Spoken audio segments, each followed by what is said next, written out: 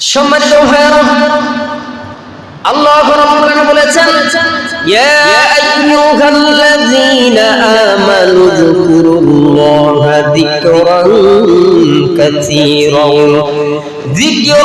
কাসীরান ওয়াসাব্বিহুহু বুকরাতাও ওয়া আসীলা।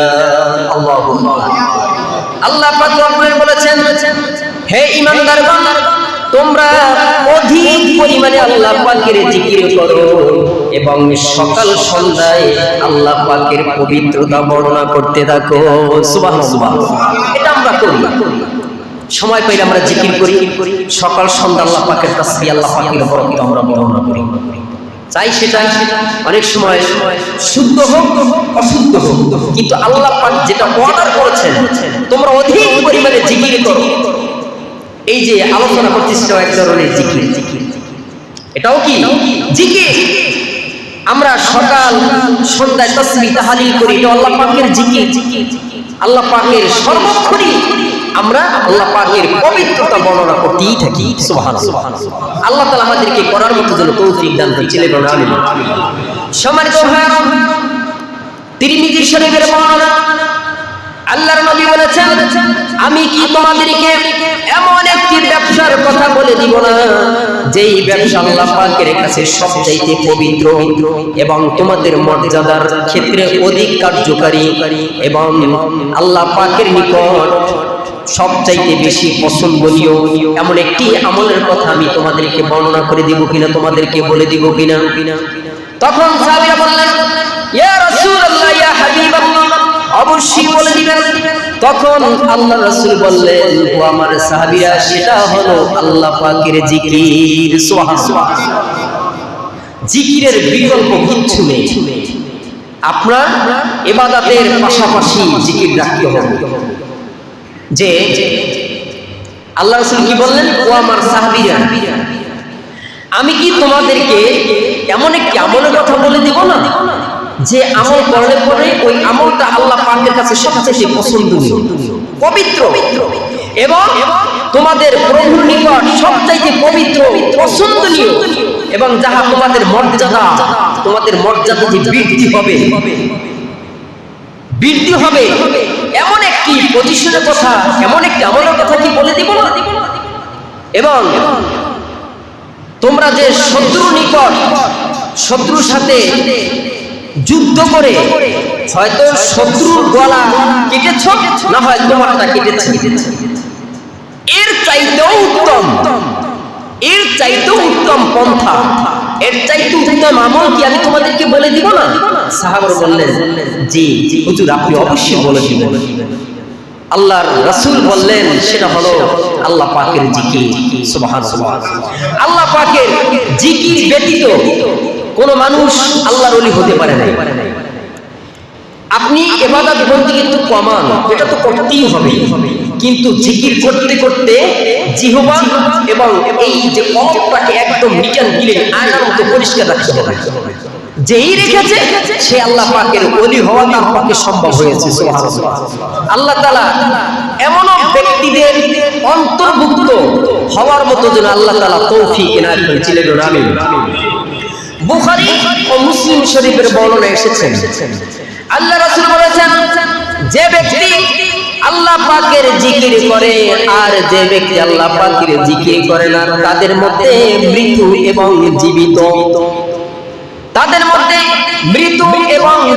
জীবিত, আল্লাহ রাসূল বলেছেন, যে বান্দা বান্দি আল্লাহ পাকের জিকির করে সে বান্দা হলো জীবিত, আর যে বান্দা বান্দি আল্লাহ পাকের জিকির করে না, আল্লাহ রাসূল বলেছেন সে ব্যক্তি হলো মৃত্যুর সমতুল্য। বলেন নাউজুবিল্লাহ। কথা কি আমার রাসূলের? বুখারী ও মুসলিম শরীফের বর্ণনা। আল্লাহ রাসূল কি বললেন, যে সমস্ত বান্দা বান্দি আল্লাহ পাকের জিকির করবে, আল্লাহ পাকের জিকির করে আর জিকির করে না, যে বান্দা বান্দি জিকির করে আর যে বান্দা বান্দি জিকির করে না, সেটা হলো মৃত্যুর তফাৎ। যে বান্দা বান্দি জিকির করবে, সব সময় জিকির করবে, সে বান্দা জিন্দা, আর যে বান্দা বান্দি জিকির করবে না সে হলো মৃত্যুর সমতুল্য। সে জীবিত ঠিক, মৃত্যুর সমতুল্য। এখন আমরা কোনটা চাই? আমরা জীবিত, আমরা জিকির করে আমরা জীবিত থাকতে চাই। আল্লাহ রাসূল আমাদেরকে সুন্দরভাবে বুঝাইছেন, এত সুন্দরভাবে বুঝাইলেন, তারপরেও যদি আমরা না বুঝি, আমি হাদিসটা আবার রিপ্লাই করছি। আল্লাহ রাসূল কি বললেন? যে বান্দাবান্দি জিকির করে আর যে বান্দাবান্দি জিকির করে না, তাদের মধ্যে কি তফাৎ? মৃত্যুর তফাৎ। যে বান্দাবান্দি জিকির করবে সে হলো জীবিত, আর যে বান্দাবান্দি জিকির করবে না সে হলো মৃত্যুর সমতুল্য। ভাইয়ের আমার, সুন্দর স্পষ্ট হাদিস। আল্লাহ তাআলা আমাদের সর্বহালতে আল্লাহ পাকের জিকির করে যেন আমরা মৃত্যুর সময় যদি জিকির অবস্থা হয়, আলহামদুলিল্লাহ, বান্দার আর কোনো টেনশন থাকবে না। কালেমা যদি নসিব হয়ে যায়, আলহামদুলিল্লাহ, বান্দার টেনশন থাকবে না। বান্দা কবরে রাখবো, চলে যাবে জান্নাতে।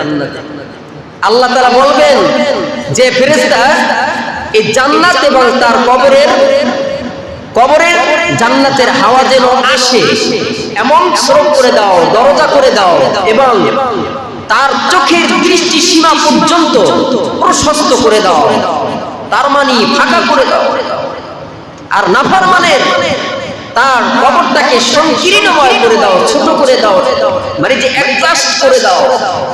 আর মুমিন বান্দাবান্দির কবরটাকে একদম চোখের দৃষ্টি, যেমন আমরা জমিন থেকে আসমান দেখতে পাইতেছি, আসমানের উপরে কি আছে তাও আমরা দেখতে পাবো ইনশাআল্লাহ। কিন্তু আকাশ তো সীমাবদ্ধ, আকাশের উপরে কি আছে তাও চোখের দৃষ্টি এমন আল্লাহ তাআলা দিয়েছেন, আলহামদুলিল্লাহ। আবার এই জন্য আল্লাহ রাসূল বলছেন যে আল্লাহ তাআলা ফেরেশতাদেরকে বলবেন যে এই বান্দা চোখের দৃষ্টি সীমা পর্যন্ত ফাঁকা করে দাও। আল্লাহ তাআলা এমন অবস্থা যেন পরকালে আমাদেরকে করে দেন। চিল্লায়ে বলুন আমিন। সম্মানিত ভাইরা, হাদিসে কুদসিতে আল্লাহ তাআলা বলেছেন, আমার বান্দাগণ যখন আমার প্রতি যেমন ধারণা করে, আমিও তদ্রূপ তার প্রতি রকমের ধারণা করে থাকি। কথাটা বুঝছেন? আমরা আল্লাহ পাকের উপর যেই ধারণা করব, যেমন ধারণা করব, আল্লাহ তাআলা ওই রকমের ধারণা আমাদের প্রতি করবে। যেমন গাছ তেমন ফল, ঠিক কিনা? যেমন কর্ম তেমন ফল। আমাদের আল্লাহ পাকের প্রতি কি থাকতে হবে? বিশ্বাস থাকতে হবে, বিশ্বাস রেখে চলতে হবে। এজন্য আল্লাহ তাআলা হাদিসে কুদসিতে আল্লাহ তাআলা বলছেন, বান্দা আমার প্রতি যেমন ধারণা করবে, আমিও ঠিক তেমনি ওই ধারণা বান্দার প্রতি আমি করি। ভাইরা আমার, আল্লাহ তাআলা বলছেন, বান্দা যখন আমার জিকির করে তখন আমি বান্দার সঙ্গে থাকি। সুবহানাল্লাহ। আসতে হবে না জোরে হবে? বুঝছেন যে আল্লাহ তাআলা বলছেন, বান্দা যখন আমার জিকির করে তখন আমি তার সঙ্গে থাকি। সুবহানাল্লাহ। আল্লাহ তাআলা বলেন, এই বান্দা বান্দি যখন তার অন্তরে অন্তরে আমাকে স্মরণ করে তখন আমি আমার অন্তরে বান্দাকে আমি স্মরণ করে থাকি। সুবহানাল্লাহ। কত সুন্দর কথা আল্লাহ তাআলা বলে দিয়েছেন হাদিসে।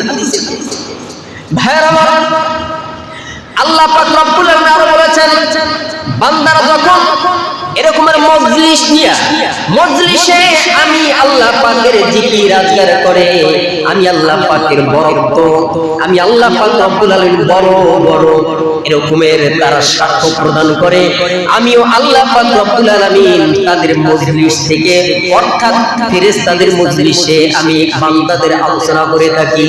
সুবহানাল্লাহ। আমাদের চাইতে উত্তম মজলিস, সেই মজলিসটা কাদের মজলিস? ফেরেশতাদের মজলিস। আল্লাহ তাআলা বলছেন, আমি ফেরেশতাদের মজলিসে আমার এই বান্দাদের গবেষণা করতে থাকি। সুবহানাল্লাহ। ভাইয়ের আমার, কত সুন্দর কথা আল্লাহ তাআলা বলে দিয়েছেন।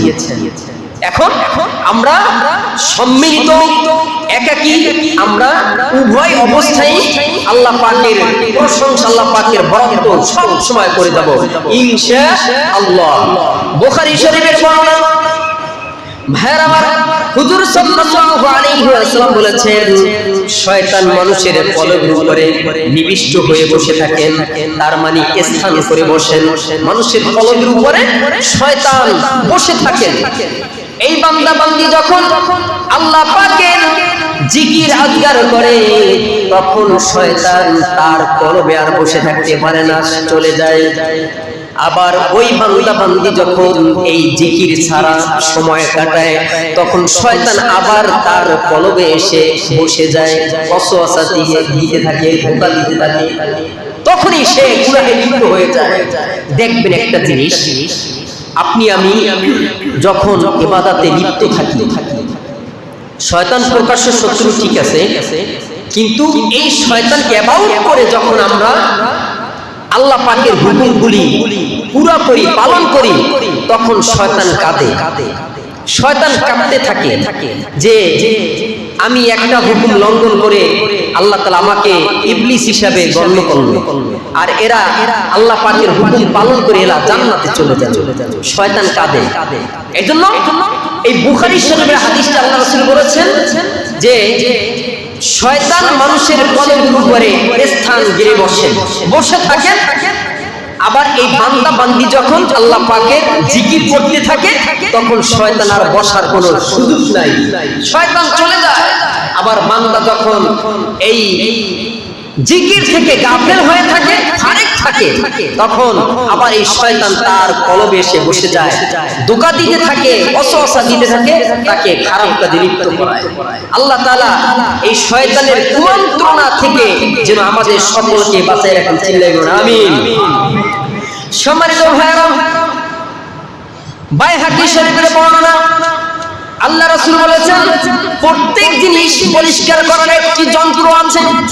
আল্লাহ রাসূল কত সুন্দর কথা বলে দিয়েছেন যে প্রত্যেক জিনিস পরিষ্কার করার একটি যন্ত্র আছে, আর কলব পরিষ্কার করার যন্ত্র হলো আল্লাহ পাকের জিকির। সুবহানাল্লাহ। এই কলব পরিষ্কার করব কি দিয়া?